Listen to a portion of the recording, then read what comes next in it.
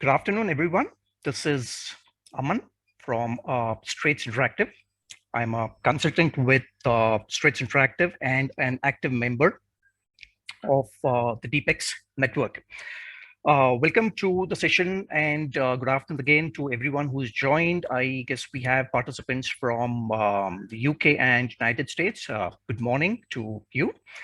For the webinar we have today, the transform privacy and data protection using data protection at your service.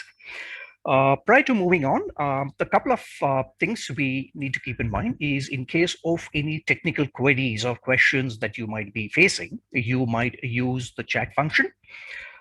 Also, in terms of question answers, I would appreciate if you can use the Q&A button, and you can see it below on the Zoom screen to you ask any questions for today's webinar.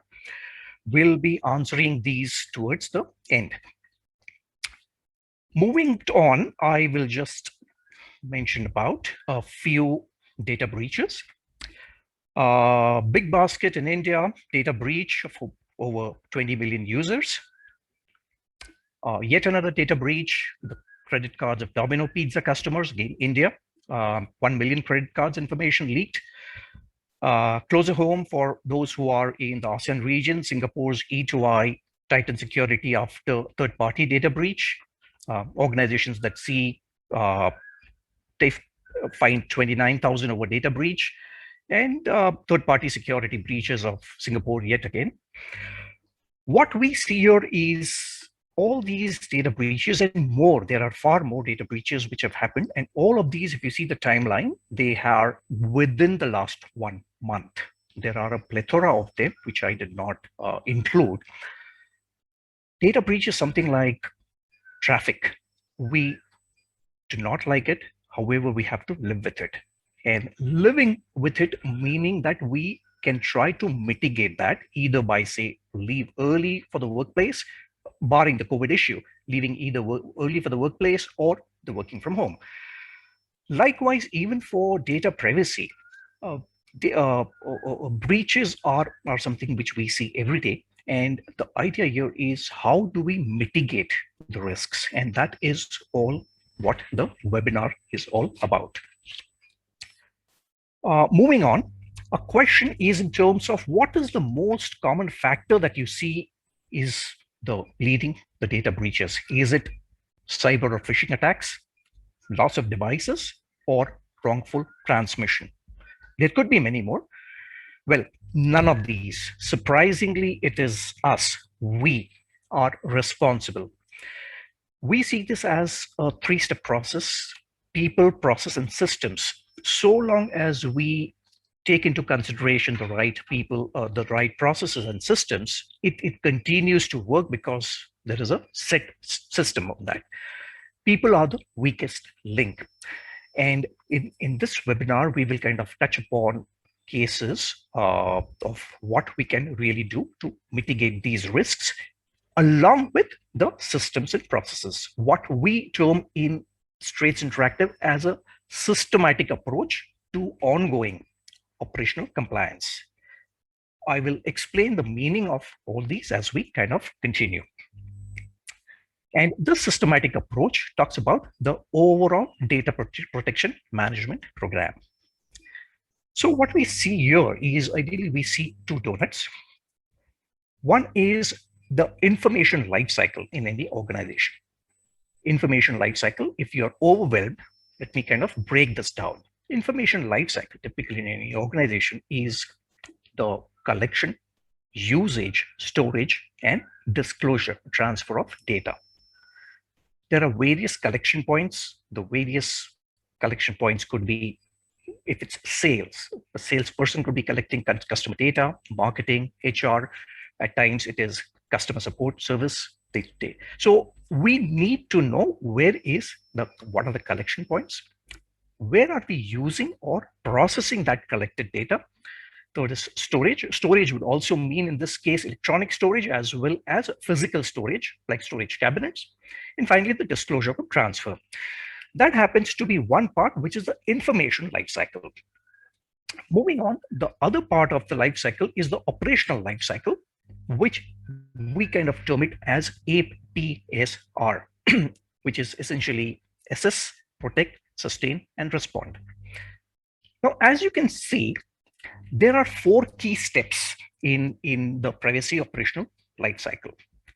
We have onboarding webinars for each module, which is being shown here, and we run these regularly to maximize the use of each. So you can leverage those webinars.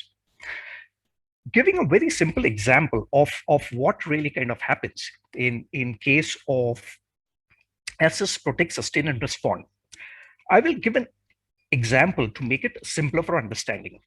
Let's take our own example at home in terms of liquid assets that we might have. What do we typically do? We decide whatever is important as in terms of documents or in terms of liquid assets, which might be precious.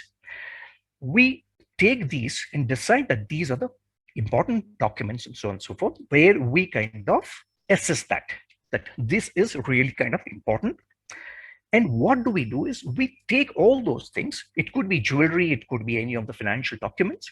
We take them and we put those things in a bank locker. That is what we are protecting. Now, what can we protect? Only we can protect that thing which we have assessed. Next, there at the bank's side, they sustain whatever has been done, whatever we have put it in the locker is sustained. Thereby, nobody can kind of just walk into a bank branch and say, here is locker number 1, 2, 3, and I just need to open it. You have your own set standards for that. Also, from the last point, respond. When, if at all, we want to know what is the current bank balance or in terms of value of our stocks, yeah, what we do is we check with the bank and they respond back. So that is the response. So this is nothing very different from what we have been doing all the while. The only difference here is the fact that it has kind of been online, and the number of people who are kind of behind this, the white collar crimes, are increasing. So in this case, today we'll be discussing about the fourth aspect, which is the respond part. And what we need to do is create a governance structure. All these four put together helps us create a governance structure. One is the personal data map, what we do. Second is in terms of developing or handling or understanding what we have in terms of protecting that. Sustain also means communicating to all the stakeholders in terms of, say, awareness sessions. And fourth is handling queries. Now, in this particular case, talking about response.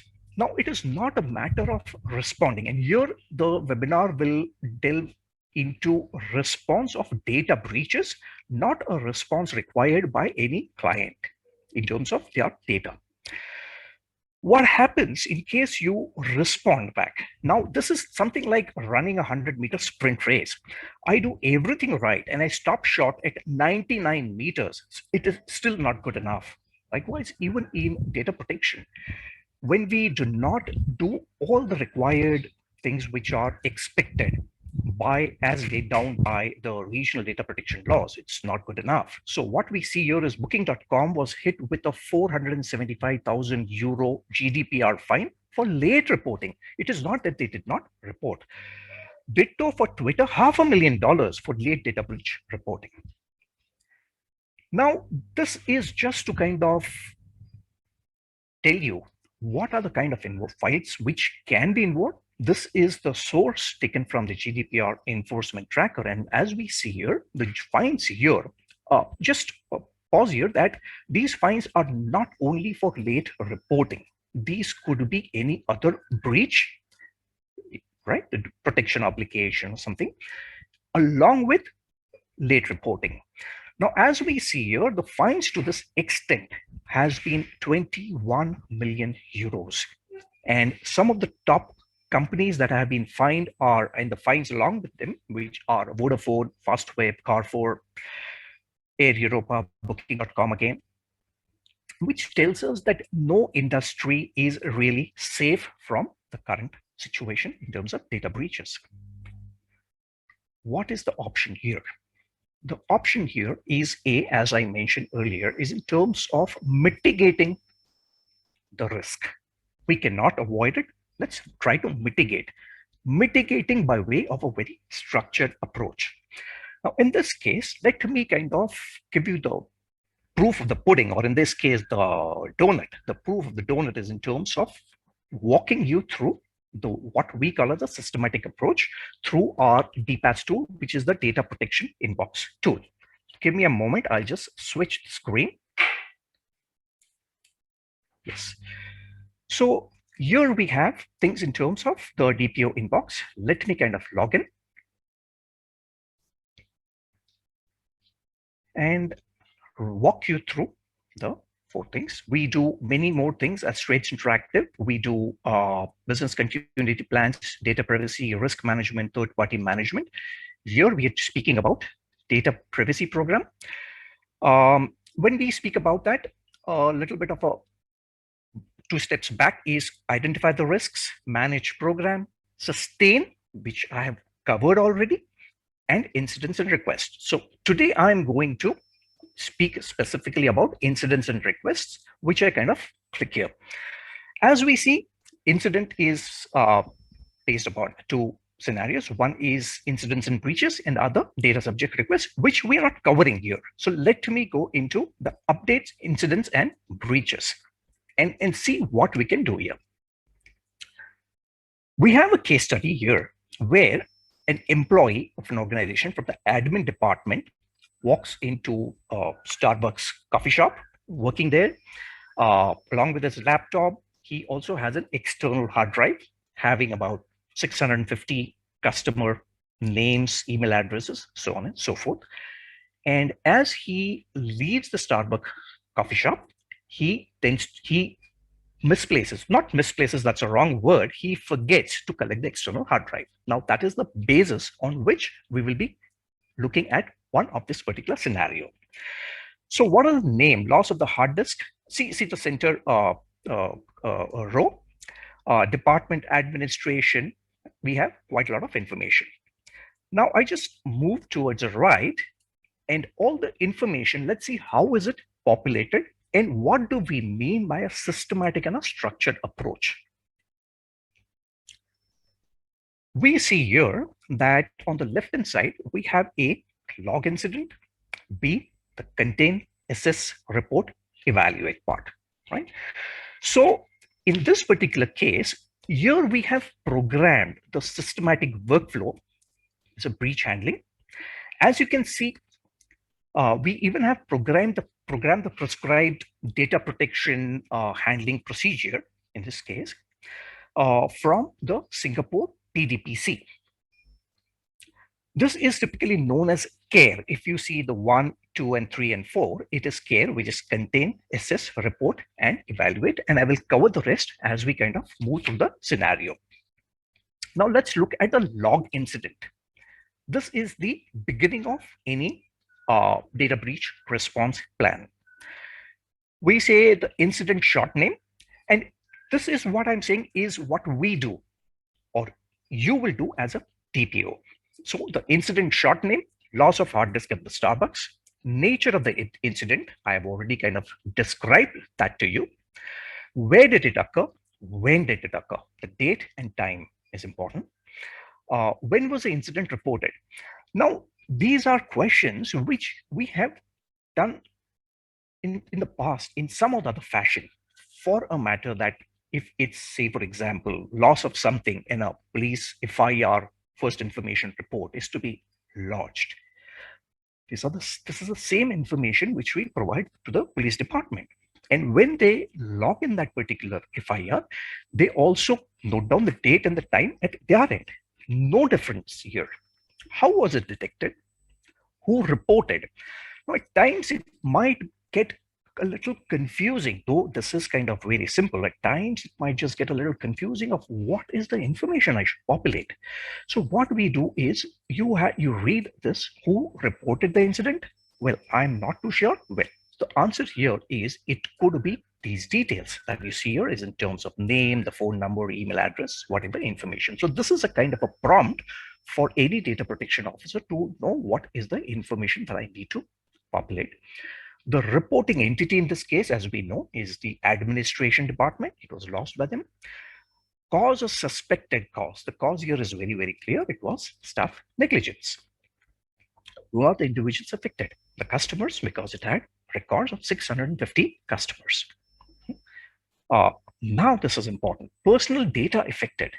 Now that is name, email address, phone number. Well, that is one part, which is the personal information. Financial data, purchase transaction, and preferences. Now this also happens to be personal information.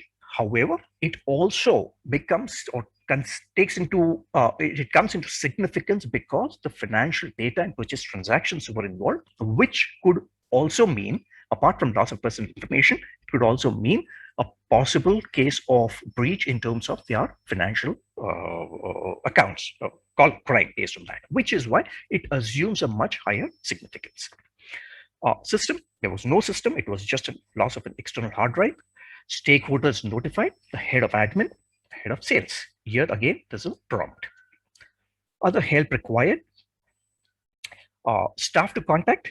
There's always something which we provide as the contact points and who has logged in.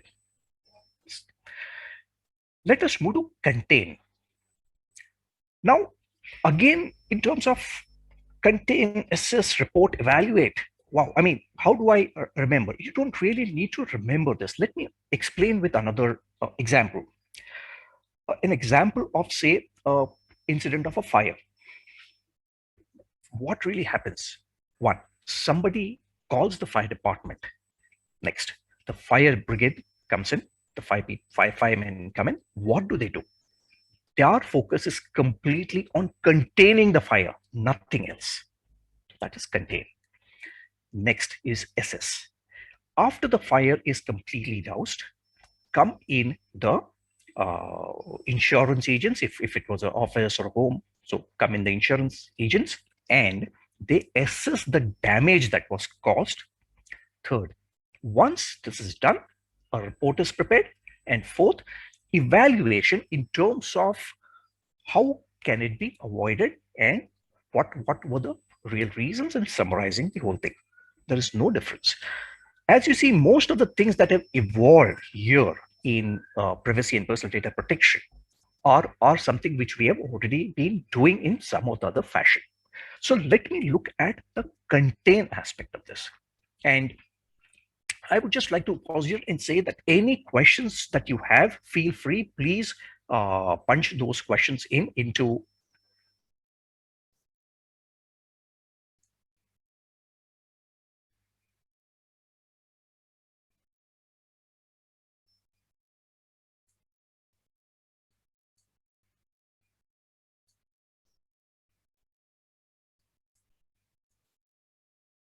Yeah, sorry, some issue at my end. I think I hope you're able to kind of hear me. Yeah. So let us look at the contain aspect.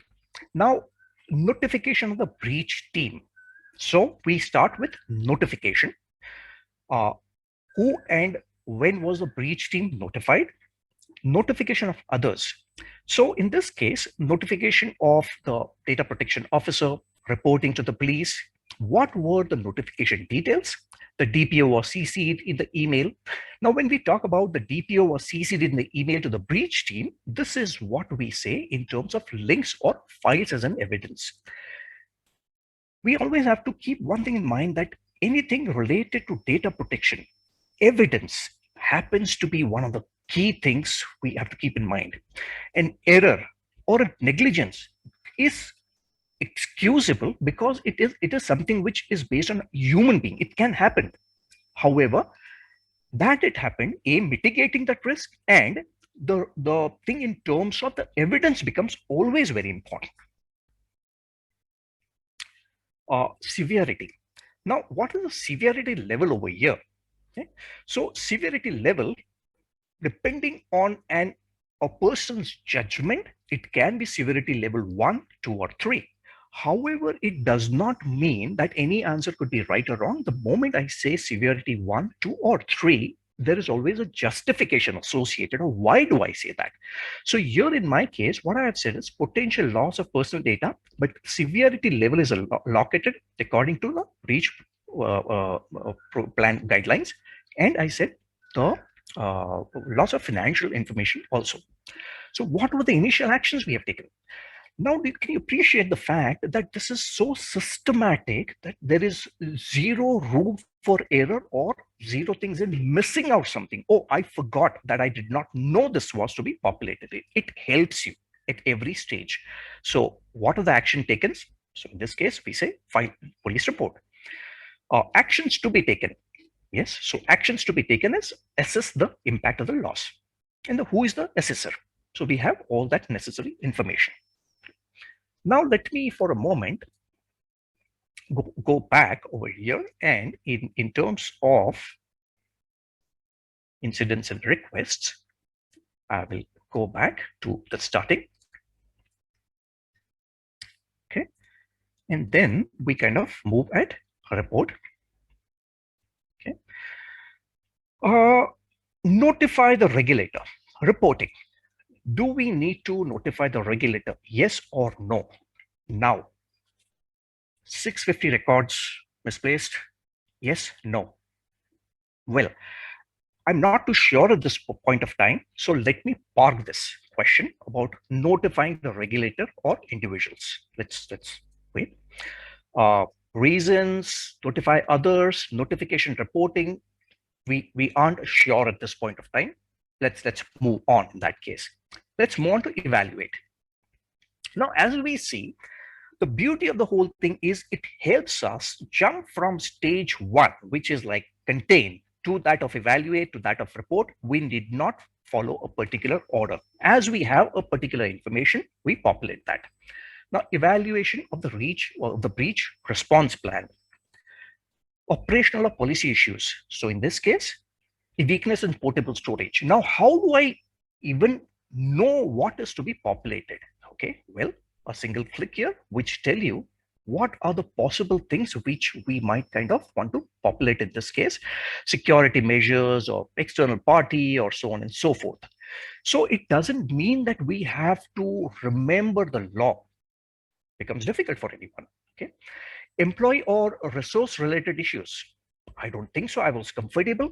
Well, okay, so I have help over here at every stage. What are the organizational measures taken? Wow, okay, organizational measures. Is it SS or request procedures? No, it is not. BYOD, which is bring your own device? No. CCTV related, clean desk policy? None of these. So I decided on the technical and security measures. Now, what do I say? Effective organizational measures. No controls were in place. Those were the weaknesses. Now, technical measures which could have avoided this, avoided not the thing in terms of negligence, avoidance in terms of encrypting the data. Doesn't matter if the hard disk was lost, so long as it is encrypted, we are good to go. So we have these things, the technical measures. Effectiveness, they were not in place. Weakness. So that is the evaluation part. Now let us go into the risk and control. Risk and controls is kind of a summary where I will go into the details and we go into the risk summary. Now, risk, as we know, or any process that we get into any process, there's a beginning of the process and an end of the process. So in this case, we speak about an inherent rating. Now, what is inherent? Plain and simple English. Inherent is as is what is happening right now. Inherent. So in our case, without applying of any controls, okay, these are the details. So let me click on the inherent rating. It is in the reverse chronological order. Yeah. So I go here and I say the audit log. And this is in the reverse chronological order from where I populated it. So inherent rating, business impact is low. Now, what are the business impact? Will this negligence cause an impact on our business? Well, It might, but not to a large extent. Why? Because the data already had a backup. That again was an assumption. Inherent rating, I said very unlikely. After thinking through, I myself said that, okay, the probability of it happening is not unlikely. It is likely because there could be another employee who might forget a hard disk or even a phone or laptop. It is likely. And I have put in my justification. Now, as we see here, anything that I have populated here, everything gets documented, evidence coming back to it, along with the date and timestamp. What is a residual rating? We come to it later. Now, what is residual? Again, plain and simple English. Residue is anything which is left over, a chemical reaction. This is the residue in the test tube after the chemical reaction is over, after it is over. So what is the residual rating in this particular case is I go into the audit log and the same screen, but here we talk about the business impact, which continues to be low. Residual rating, the probability becomes from likely, the inherent rating is likely, to when we apply the controls, these controls could be three types of controls. TAP. Remember the tap. The tap, water flows and we process the water. In this case, in the tap, data flows and we process the data. There's no difference. TAP. Now, how do you remember what is TAP? TAP is an acronym which we have, which is based on technical controls, administrative controls, and physical controls. Now, in this case, what we have done is as part of the controls, we have said all hard disks, external hard disks to be issued should have data that is encrypted at the admin level as well as the technical level. That is one. At the physical level, what we could do is we can have a lot of sessions, awareness sessions with employees. And what can they do? Yeah, a simple check that when you are in a public place and you walk, you'll put in your stuff back into the bag, a cursory check that, hey, am I leaving back anything on the table or on the chair? Very simple thing. It has to be ingrained into the system. The more you do that, it's much better. That is the way. So here we have talking about the risks. So we have covered the risks and controls. We have the files as evidence. We have links, if at all you want to attach. This is all for attachment. Now, in terms of incident analysis, pause for a moment and think, should there be a data breach? What will you do? We know all these things. What will you do? How will you report? When will you report? To whom will you report? Is there a format? I mean, huge amount of information, and we are already stressed at the time of any incident. That is where this TPO inbox comes handy and helps you in terms of taking the right steps. Now we have the basic information here in terms of incident details, short name of the incident. We go back again to contain, assess, report, and evaluate. Same. So whatever we have populated in CARE comes here, as in what are the actions for consideration. You can notify the police or notify the cybersecurity agency. Consider doing the following. Likewise, for assess, actions, context of the breach, circumstances, what led to it, outcome. The report, CARE, the report, actions for consideration, and ditto for evaluate. Talking specifically about the Singapore PDPA incident response, we have the definition, what it means. When do you need to notify the regulator? Now let's read through it. You should notify the PDPCN or affected individuals in case of a data breach if it's likely to result in significant harm, or a significant scale that a data breach involves personal data or 500 or more individuals. Wow, I think this answered something which I didn't remember. During the aspect of report. Recall, I said, I do not remember. What should I do? Whether it's a yes or no, the system has prompted me. So in this case, as I said, 650 employee records. It mentioned 500 or more. So I have to say notify the regulator, yes, notification reason for that, and so on and so forth. When is the reporting done? And all these details.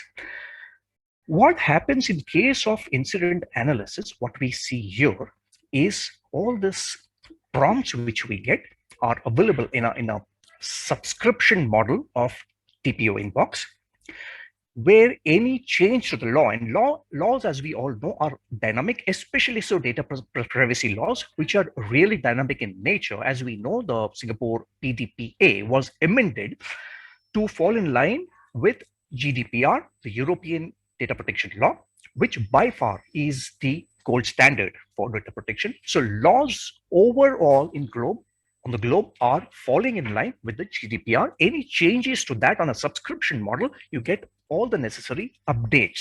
So you are ensuring that you are doing all the right things. Next would be the tasks, and so all the commits.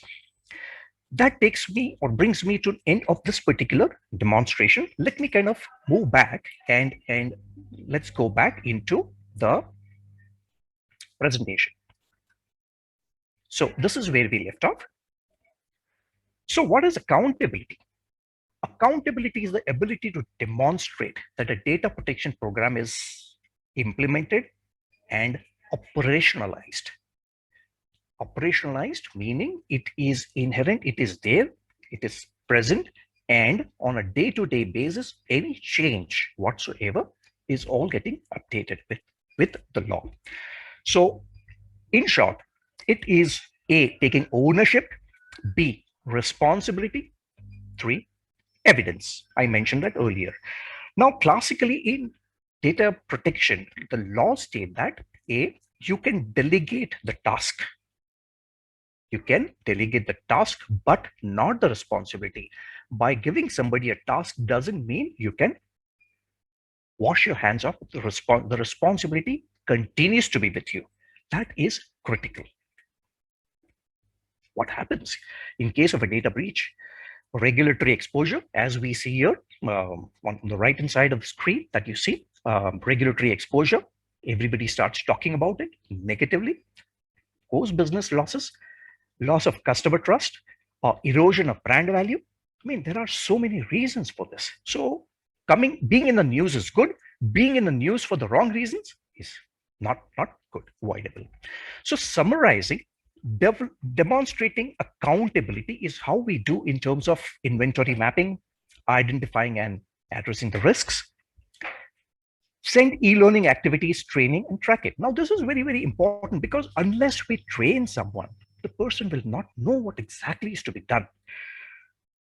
Another beauty of the subscribed version of DPO Inbox is updated trainings are always available to the DPO, who can then push it to a departmental head within the organization so that the departmental head can then assign that particular task or the training to the employee, which is on an ongoing basis, which can be done.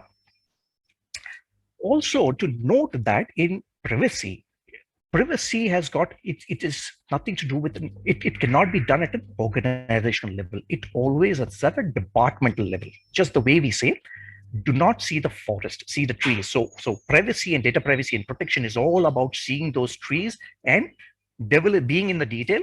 It is at a departmental level, not at an organizational level, though the head of the organization will always be responsible. Second part is operational compliance. So we manage a robust data protection management program and manage data breaches and complaints effectively and on time. In the case of Singapore, it is 72 hours breach notification. We have to notify the regulator and the people involved, including the management, within 72 hours. God forbid, if that happens on a Friday evening, you still have 72 hours. Optimizing and sustaining performance, sustaining, monitoring, audit, and training. It is like a wheel. You cannot say, I have done it, so this is it. Data protection is a journey. It is never a destination. And send update and actions to stakeholders. So, as a nutshell, what are the benefits? Know what's going on, being in control, manage risks, implement the data protection program, sustain what you have done, you have to sustain, and respond to data breaches and complaints. What do you really get out of that? Timely updates to software, e-learning resources when you subscribe to DPO inbox, extensive software support through onboarding process, just the way we have this onboarding video and we have many other onboarding videos, bi-weekly DPO inbox webinars with specialists. So it is not, in this case, we sell you something and move on. As a philosophy of Straits, we believe that in data protection, it is not that I am the vendor and you are the customer. We are together in it on the same side of the table trying to protect data, which means we kind of handhold you at every stage. Designed to cater to the data protection privacy need regulations of the ASEAN region, or even in this case, when we extend it to the GDPR, we have modules that are pluggable modules based on the kind of regional data protection laws that you're catering to, and real-time dashboards, which were covered in the earlier webinars by my colleagues, which give you an indication, a visual indication about red, yellow, amber colors in terms of telling you or letting a DPO know which department is compliant with all the processes that are laid down and which department is not, down to the employee level. Webinar will never be complete without me mentioning about DPEX network. DPEX network is the Data Protection Excellence Network. It is Asia's largest network of data protection professionals. So what do you get here? Well, what do you, just give me a moment. I will switch the screen and I will go into the Data Protection Excellence Network. You get to learn about courses, events that are happening, discussions, news, blogs, resources in terms of videos, whatever types of research that we might have conducted. There is a plethora of information available here. Search by a particular information. We have worked on providing you with the tools and the regulators' details, our affiliations, yeah? Press information, discussions could be in terms of COVID over here. How can COVID affect sudden change of work from home? All the systems went for a toss. All the systems which were behind firewalls went for a toss because employees started working from home. So what really happens in this case? So you have a plethora of information which is updated on a daily basis. The icing on the cake being this is free for you to join and explore the benefits and put these learnings from the DPEX network, our trainings which we do, as well as the DPO inbox. You put all these things together to ensure that you are always kind of operationally compliant. And that brings me to the end of this webinar. We'll be more than happy to answer questions. Hi, Aman. Good afternoon. Yeah, Edwin, good afternoon. Yeah, right. So thank you very much for that presentation. I think our audience, are becoming more and more clear about, the benefits that they can get from using DPO inbox, right? Especially in your demonstrations on how they can properly respond to incidences. Yeah. Yes. In some of the questions that are being asked is that in your incident analysis, you mentioned that, one of the guidelines to report or notify the regulator is that there has to be at least 500 individuals involved in the data breach. So what about the other jurisdiction? Is it the same as 500? Yes. Now, this can change based on jurisdiction. What, as I mentioned earlier, is it is all dependent on the individual jurisdiction, but more often than not, all jurisdictions are falling in line with the GDPR. So we can say that all jurisdictions now we have the limitation of 500 records that if they are breached, one needs to report it to the data protection authorities as well as the management. Okay. Yeah. If I think we have some participant from the Philippines, because in the Philippines, based on the NPC or the National Privacy Commission guidelines, a data breach involving 100 data subjects is already considered as a large data breach. Yeah. So of course, I'm sure, depending on the framework jurisdiction that our users, or our subscriber would subscribe to, of course, the incident analysis is customized on a per territory basis. Is that correct? Yes, that is the beauty of the entire thing about the subscription model, where if, say, for example, the example which we had taken was based on Singapore PDPC or the PDPA, the law, the act. Now, if somebody is in the Philippines or somebody is kind of looking at the GDPR, the entire document that we saw will have notifications or which will indicate, in this case it was 500. Now if it is in a different scenario, it will show the DPO rules and regulations for that particular geography. That is the beauty of the whole thing. All right. I understand. So if, for example, our organization or some organizations would like to subscribe to DPO Inbox, would the training on how to use DPO Inbox be included in the subscription? Yes, not just that. We, as I said, we have regular onboarding videos. You can view the videos. You can avail of so many ways in which you can kind of access, do the trainings, and we will certainly like to handhold you in terms of all the necessary things. As I said, it is not just about we or you; it is us. So anybody who is trying to protect data, I mean, we are there in terms of. I mean, for that matter, this particular onboarding video is even before many of the participants would even have created an account. We are still doing that. So we say it is a joint responsibility. Okay, understand. So there are some questions also here. So once data breach is identified, is it 72 hours to report to PDPC or 30 days plus 72 hours? Yes, 30 days is correct also. However, that is not for the breach. 30 days is in case of response by data subjects.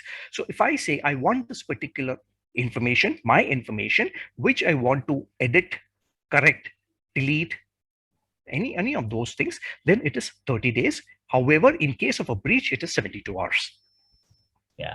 All right. So let me just again add on to what you have explained, Aman. Yeah. So sure. I think the question from our participant is consisting of two things. Yeah. Insofar as the data subjects request based on the PDPC guidelines, so the organization has 30 days to respond or reply to the query or access request of a data subject or the individual. Yeah. Now, insofar as data breach that your organization may experience, you have at least 72 hours to notify PDPC. Yeah. Yes. All right. So here's another question, naman. Yeah. Who are the ideal members of security incident response team or data breach management team aside from your usual IT and legal? Oh, this is a wonderful question. I mean, this is something which we come across so often, and in this case, it is if it is an identified DPO, one is the DPO. However, again, it is not a case of, oh, we have the DPO, so Mr. DPO, this is your problem. everybody is in it together. So whether it is a training, awareness training, or whether it is in terms of breach response or in terms of being operationally compliant, it goes down to individual, I would say, employees to ensure that they are doing their stuff. It is something which is typically known as the weakest link. Now, should one employee not adhere to the processes that have been laid down, he or she could be the reason of a particular data breach. Classic example could be, please do not click on any links which are suspicious links, which are outside, barring the COVID issue. If you are behind a firewall and all those things, please do not click such links, keep your software updated. If an employee decides not to follow those, there is a high chance of a phishing attack or something could happen. So it is everybody's responsibility, though overall the DPO will be responsible, but responsible not from the point of view of doing things, getting it done. So he is the person who will require 100% support from everyone, including the top management. Yeah. All right.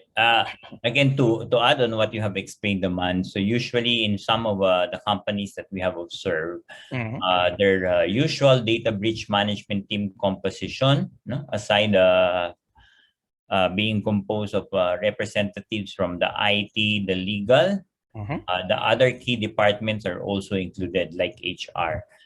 Why HR? Because again, you also have to deal with your own employees and ensure that you communicate internally what the breach is about, if it affects your internal employees or your external customers. And then in other organizations, of course, information security group, if you have a separate InfoSec group from your usual IT, then they should also be included, because again, they would be more familiar on the protection measures insofar as your information security that you have already put in place.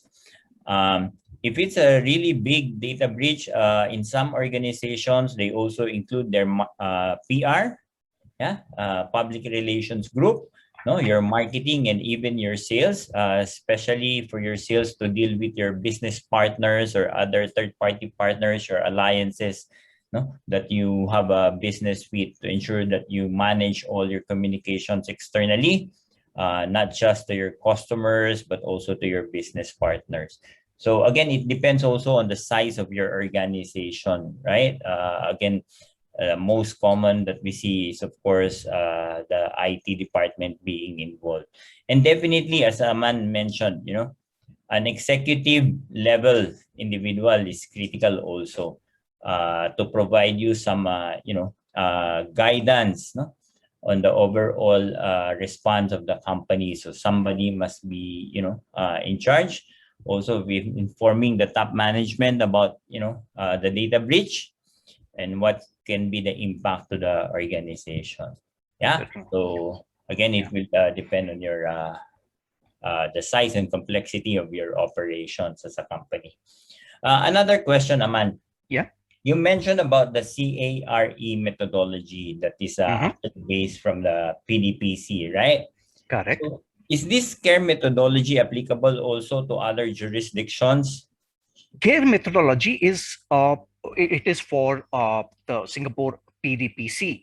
Now, CARE is a methodology which takes into account a very systematic way in kind of moving forward. What do you do? First, contain. Now, that by far might have a different name, but the process by far does not change. As I kind of mentioned, first kind of what you do is focus to contain that breach. If at all there is a kind of a breach in terms of your systems and those things, then what you do is you disconnect your servers from the internet, and also by far and large that process does not change. Assessing that information or putting a report in place or finally evaluation, it does not. It might have a different nomenclature based on various jurisdictions, but this is the process. All right. Got that. So again, the CARE methodology, or the CARE method, of containing, assessing, reporting and evaluation. evaluating your data breach is applicable, whatever jurisdictions you might be in. Yeah. Yeah, I give the Okay. example of the fire station. So we have been doing many of these things for so many years. Contain the fire. They do nothing else at that time. Their focus is contain. Then what they do is assess what is the amount of damage the fire has caused. Then the reporting happens, and then the evaluation of what next, and mitigating those things. Yeah, understand. All right. So with that, we would like to, at least if you would like to say your closing remarks to our participants. Yep, absolutely. Thank you so much for attending. Just one request. All of you will have a feedback form on your screens.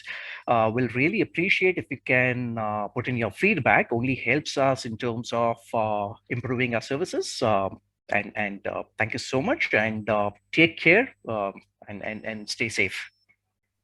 All right. Thank you, everyone. Hope we see you again in our next webinar. And if you have any questions about DPO Inbox, you can email any of us.